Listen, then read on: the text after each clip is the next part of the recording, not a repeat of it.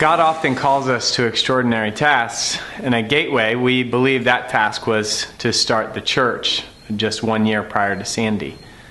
We had never imagined that that task would include rebuilding homes, restoring lives that were affected by Hurricane Sandy. And yet here we stand today, continuing to do work in this home and so many other homes that are here.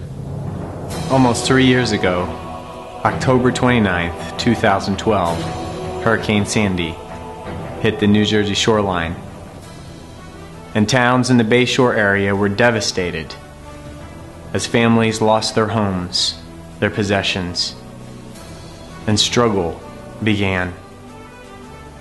After Hurricane Sandy hit, my wife and I prayed. And throughout the process, we prayed for finances. We prayed for individual lives to be changed. We've prayed for church connections. And through each step, God has been answering prayer. One thing that has happened through Hurricane Sandy that has been a great blessing is the connection that Gateway has made with so many other individuals, making friends with people that we never would have been friends with, both here in the Bayshore area, but also in the community of God, with so many churches coming and working alongside of us. The Presbyterian Church in Morristown is one of those relationships that we have enjoyed thoroughly, coming to worship there and breaking the bread and taking the cup together, both Christian families unified in worship. Through disaster, God gave us the unique opportunity to help individuals in town. One of those relationships that we found through that was Bob and Pamela Vasquez. And I had the great opportunity to be able to baptize them in the very water that almost took their lives.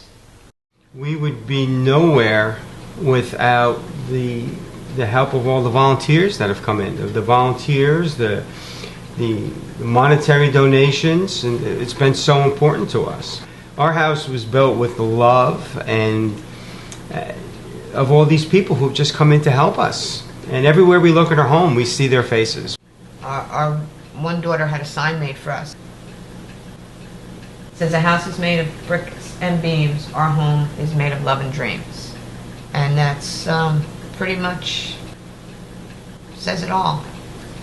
We understand the Bible tells us that we need to be the hands and feet of Christ. And for us to actually have lived that for the last year and whatever, to have so many hands and feet coming through our lives, it has really shown us firsthand what that means. You know, how do you lose your home and all your possessions and still remain positive? And the answer is very simple. It's our faith in Jesus Christ that keeps us positive. We look at losing our home and what we went through as an absolute blessing.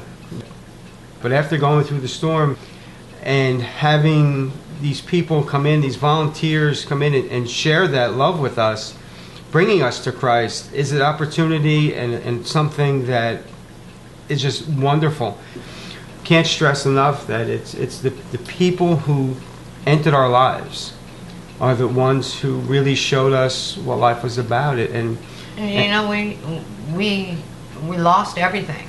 Everything we owned was gone the night of the storm. But we've gained so much more. It's the most unexpected thing of how God uses tragedy to bring about hope in people's lives and how He grows His kingdom and His church. Union Beach is a town of about 2 square miles, and approximately 6,000 people live here with 2,200 homes.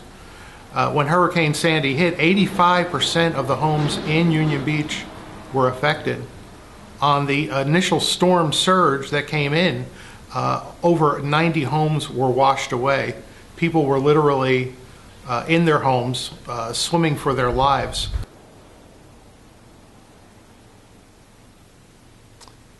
A disaster of this magnitude has never hit the Jersey Shore. Many of the infrastructure and resources that would have been used to provide assistance were gone. So it was small groups initially coming in that were able to provide the assistance that was needed to start the disaster relief process. One of the things that we've learned over the past 3 years is that disaster relief organizations as a whole, they respond to the initial disaster.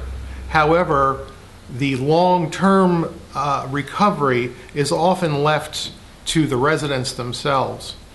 These are not the typical homes that people associate with the Jersey Shore. These are blue-collar, working-class communities. These are people who have lived here their entire lives, and this is all that they have. The small donations that people make, even of $5, $10, $15, they add up over time. To demolition a home, it may cost a resident $20,000 to $25,000, but we've been able to do a job where volunteers can come in and take the house apart by hand and just pay for the cost of the dumpsters, which is only a few $1,000s. So as volunteer coordinator for Gateway Disaster Relief, I have an opportunity to interact not only with the tens of thousands of volunteers who have been with us in volunteering in the past, but also the homeowners, the people that they directly serve. And all of the people that are here, this isn't their second home, this isn't a vacation home for them. These are all families that have been displaced now for almost 3 years out of their home and having to find a place to live. You can see the desperation that is within them, because at this point in time there's virtually no rental assistance. So these unfortunate people are having to pay their mortgage, which the bank insists that they continue to make payments on, even if it's just an empty lot with a house that's been demolished. And that's just been almost insurmountable for a lot of people to have been able to carry the burden. So much so that Union Beach has the dubious distinction of having the most amount of families that have left the community as a direct result of the storm. Over 140 families have left because they cannot afford to rebuild. Those that come to us, it's just a fact of life that they're basically people who have no other place to turn. One of the most important roles that I have as case management supervisor for Gateway is to ensure that the money that is being spent on each project is being spent properly. So we will do financial vetting on each client to ensure that they are in fact in need of assistance from a nonprofit organization. Also, there's been times when a client just all they need is someone to talk to, someone to listen, and even someone to pray with. I had a client in a couple weeks ago who really all I could do for her was to pray with her. Once we had finished praying together, she gave me a hug and left my office feeling much better about where she was. We look for ways to be able to utilize our home, because we are so thankful for all that we've been blessed with. And it's, you know, our church has been with us every step of the way. You're exactly right, Leah. You have the idea you should. We are called by God to minister to those in our community. And that call doesn't stop when it seems like time has moved forward for a while. Although the Bayshore communities seem like they're put back together. On the outside of this house, it seems full inside. But here we stand and it's empty. One of the things that happens now as we approach the 3rd year anniversary of the storm is that people sort of forget about the issues that we have here, but yet the need is still great. We've had tens of thousands of volunteers. As someone born and raised in New Jersey, it pains me to say, but the vast majority of them were from out of state. As mission groups start to go out of state to other disasters throughout the country, less and less are devoting their resources to coming here to New Jersey. So that makes it all the more important that those locally help their neighbors in their time of need and be able to come out and volunteer. Certainly, there are a lot of jobs that need to be done, and one of the things is we try to find a job for everybody that wants to volunteer. But yet there are those, such as electrical work and plumbing work, that typically volunteers wouldn't be able to do. And what we're forced to do now is to pay professional services to come in and be able to do that. So we've been blessed with having a lot of organizations that have helped us with money. None so more than the Presbyterian Church in Morristown. I can tell you a fact that on a cold day, there's 8 families that are in this general area. They're going to wake up to a heated house because of the furnaces you bought. There's going to be 3 families that can take a glass of water or shower because of the plumbing that you paid for in their house. Or turn on a light due to the electricity that was done because of the 2 electricians that you paid. And virtually dozens of homes where you literally paid for the walls that went on there with the drywall that you bought.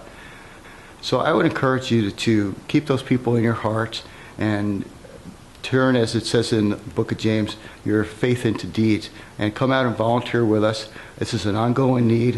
Even though it's 3 years for us, you can see with Hurricane Katrina it's 10 years on and they're still rebuilding there. Awareness is critical, and I always tell that to the volunteers. There's 3 things I want you to take away after you work with us. One is the physical rebuilding that you're doing, and you can see that. The second, of course, is to go back home and talk about it, because there's an awareness issue here where people need to be told that there is a need here and you need to come out and do that. And the third thing is something that comes about in people's lives through the example they set, and going out and helping a stranger in their time of needs and letting them see Christ through what it is that you do, the example that you set, and how you're conducting your lives, and how giving you are of yourself to help, whether that's with your time or whether that's with your finances. It's all needed, and we would welcome any help that you could bring towards that end. We still need your help, because after 3 years, there are still families still living in their trailers here in the Bayshore area. There are families still living with their extended family, and they're just waiting to be back in their home. And so here we stand in our own backyard, saying we will not stop until families are back home. Pray for our neighbors. Share their story. Volunteer with our church. Give as God calls. The Sandy Task Force and Outreach Committee are very grateful for what God has enabled our church to do for our neighbors since Sandy devastated so many lives and homes in October 2012. We've donated almost $76,000 and sent 279 volunteers who worked over 1,400 hours. There is still much to be done in the small town of Union Beach. 300 homes are in need of major repairs. There are 180 homes awaiting demolition. Through our partnership with Gateway Church of Christ, 221 homes out of 500 have received certificates of occupancy. These numbers and this video affirm that the long-term support we promised to the Sandy recovery effort in Union Beach remains a critical mission for the Presbyterian Church in Morristown. Our support and prayers are vital to people who have not returned to their homes. Financial assistance and volunteer workers are essential to complete our goals. The call to action is to acknowledge the presence of Christ in your life and allow it to flow to others in need. Sign up to volunteer or donate on our website by contacting our church office. Thank you for your past contributions and continued support.